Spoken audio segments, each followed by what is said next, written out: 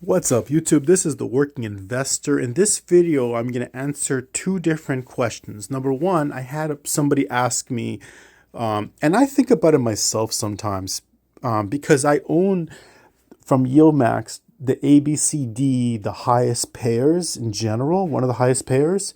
From Group A, TSLY, from Group B, NVDY, from Group C, CONY and Fiat, and from Group D, MSTY. Well, I should say also TSLY crash and NVIDIA and dips as well. I should add those together.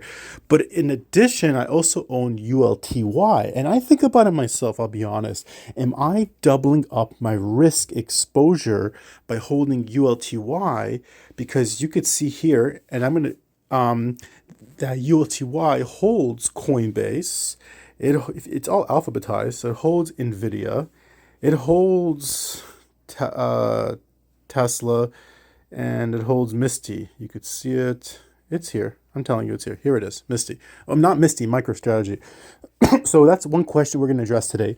Another one we're going to address, I know I have a lot of updates on ULTY, is I actually wanted to know if the new changes are implemented and they've received approval from the SEC. I was on the phone with YieldMax, or Sonic Shares or YieldMax, and I spoke to the lady on the phone, and she basically just said the prospectus is the prospectus is the prospectus, whatever's in the prospectus is in the prospectus. So I didn't really get a clear yes or no answer if SEC approval is complete and approved and if the implementation is going to be. So in this video, full disclosure, it's just an educated guess. I'm not saying yes or no, but it's just an educated guess that the answer is yes. And I'm going to show you why I'm coming up with this educated guess. And again, don't go after me on this. This is my own assumption. You need to do your own research on this.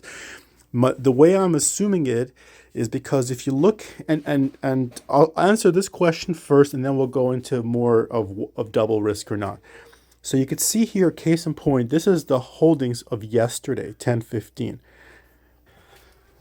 So notice that they have Enphase, they own the shares outright, and you see here, and they own the shares at 101.47 yesterday, and they have basically on 10/24, and I also asked her about the abbreviation. She said she doesn't really know the answer to the abbreviation, but she said assuming it means call option. That's what it means. They sold basically a call option of the 105 strike price and received, almost $1. This is the price that they sold it for. Okay, now let's look at today. Look at this. Something changed over here. They have Enphase. This is from today, October 16th. They have 80,000 shares. The price that they have it for, I'm assuming, I don't know if it's the price they paid or the price that it was, is $92.04. And here they have the 10/24 100. It looks like a sell, because I see a negative, so it looks like a sell call, and it's not a 105, a 100, and it looks like the price is $2.92. But then you see a put over here. Looks like, and I don't see a negative number, so I'm assuming it looks like they purchased a put, a 79 strike price put option, and I guess they must have paid $1.21 per share per contract. So I'm assuming that now that they're able to put puts in there, that's my educated hunch, that they're implementing other strategies, not just calls at all, covered calls or synthetic cover calls. It's also implementing other strategies, like the prospectus says, especially the prospectus summary says. That's an educated guess. Now, going back to my original question, holding these shares, holding these YieldMax single stock ETFs versus holding ULTY, is it the same risk, yes or no? So my answer is yes and no. Let me explain why.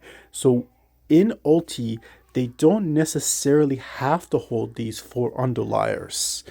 They could, but they don't have to. So it doesn't always mean 100% of the time you're doubling up on your risk, number one. But they tend to, which is a good point. It's a good argument. But it doesn't necessarily have to be, right? They have a parameter that they follow. Number two, they actually, in the prospectus, they say they try to own the shares outright. As you see, Coinbase, they own the shares outright. MicroStrategy own the shares outright, So, and et cetera, et cetera. So they, in the prospectus, it says that they tend to directly, what I understand is, and again, read the whole prospectus yourself, come to your own conclusion. But what I understand was, with my humble opinion, they tend to try to own the shares outright and then do their, their options on it. And they have the ability, and they could do synthetic as well. That's what I understand. But and they wrote in the prospectus, as in my previous video, as we read together, when they do the synthetic, it tends to be a synthetic cover call. So it tends to be. So there is different risk parameters by holding the shares outright versus synthetic. Because synthetic, you're kind of playing against the clock, because you buy call, buy put, and then you sell call against it. Synthetic cover call. I see historically, and again, past performance is not indicative of future gains, and what they do in the past may not mean what they're going to do in the future. They tend to buy them about 2 months out, what I've noticed historically. Again, they could change.